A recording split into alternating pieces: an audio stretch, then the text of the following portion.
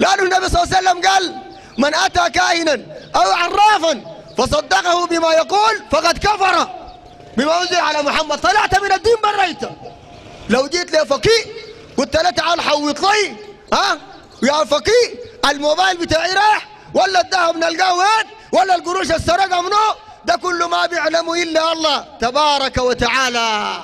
وده المجرمين بيكون معاهم شياطين، فهمت الكلام ده؟ يكون معاهم مرضى كبار شغالين مع الفقير.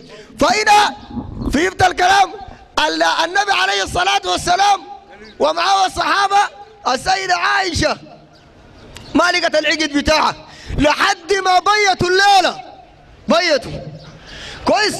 والمحل اللي قعدوا فيه لا فيه مويه لا فيه مويه ولا قريب منه مويه، خد بالك. لحد ما نزلت آية التيمم والصحابة ما يتوضوا بها ما لقوها، نزلت آية التيمم. بعد ذاك لما خلاص يمشوا يفوتوا قوموا البعير اللي كانت راكبة عليه السيدة عائشة، قوموا لقوا العقد قاعد تحت البعير، عقد تحت البعير. صحابة ما عرفوا سيدة عائشة ما عرفته، النبي صلى الله عليه وسلم ما عرفوا. ده كله بيدل على انه ما في زول بيعلم الغيب. لو جاك البرعي ولا الكباشي ولا غيره من الدجالين بتاعين الصوفية قال لك احنا بنعلم الغيب، اعرف انه كذاب، كذاب ما بيعلم الغيب. لا برعي لا بتاع الخطفية لا الدجالين اللي معاه ما بيعلموا الغيب.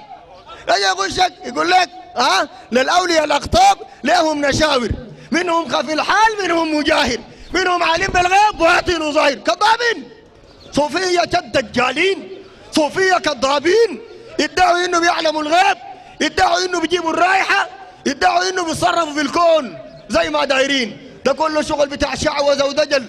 عشان كده ربنا قال وعنده، ده عند الله، وعنده مفاتيح الغيب لا يعلمها إلا هو ويعلم ما في البر والبحر وما تسقط من ورقة إلا يعلمها ولا حبة في ظلمات الأرض ولا رطب ولا يابس إلا في كتاب مبين. دجال بيقدر يعلم ده؟ ما بيقدر يا أخي، ما بيقدر. ودي العقيدة بتاعت المسلمين. لكن اللي بيقنع الصوفية أمره، الصوفية اللي بيقنعهم أمره. يا أخي الصوفية ده عندهم عقائد، الواحد يقول لك مش يعلم الغيب بس، ده بقول لك نحن الميت بنمرقه، المات دفنوه بنطلعه تاني بنرجعه الدنيا. وبعدين قال الشيخ عنده كرامة انه الشيخ بيتطور بيبقى 40 شيخ، الشيخ الواحد بيبقى 40 شيخ. ده كاتب البرعي في كتاب اسمه ليك سلام مني، والقصيدة بلحنوها ونحن سجلناها من الإذاعة في إذاعة البلد دي، الإذاعة سجلين القصيدة. قال في مصر تجزأ، ده الشيخ يتقسم، في مصر تجزأ لل40 أحد وليذكر اسمه عند القبر يسعد. قال في مصر الشيخ أحمد الطيب البشير عزموه في رمضان 40 حوار من الحيران بتاعينه، 40 حوار كلهم عزموه. ده قال تفطروا معاي، ده قال تفطروا معاي، ده تفطروا معاي، كلهم ال40 دول في يوم واحد عزموه واي واحد ما عارف الثاني. قال اول ما جاء وقت الافطار قال فتطور الشيخ، تطور دي انا ما عارف شنو، انشطر الشيخ ل40 نفر. قالوا فطر مع ال40 حوار. يا ناس دي انت بتصدق هسه في شيخ بيتقسم؟ يتقسم كيف؟ مش يا ريته لو وقف على كده مش يتقسم ل40. قال بعد ذاك وليذكر اسمه عند القبر يسعد. البرعي يشرح في دي قال احمد الطيب البشير الشيخ بتاعنا ده شيخ السمانية. يا اخواننا الكلام ده كله في السودان ده هنا، والعقائد دي في السودان، والضلال ده في السودان، والكتب دي قاعده تبيعوها في البلد هنا ده. واحمد الطيب البشير ده دافنينه هنا في ام الرحي بيجاي في البلد دي كله ده في ام الرحي بيجاي. خد بالك ده قال انت لما تيجي تحفر قبر زول مات في القبر بتاعه، قال الزول ده عشان يخش الجنه وعشان ما يعذبوه في القبر، قال بس لما تدق الحفاره كده بتحفر تقول هذا قبر احمد الطيب. بس قال الملائكه ها اللي بيجوا بيسالوا زول في القبر قال ما بيسالوه ولا بيعذبوه.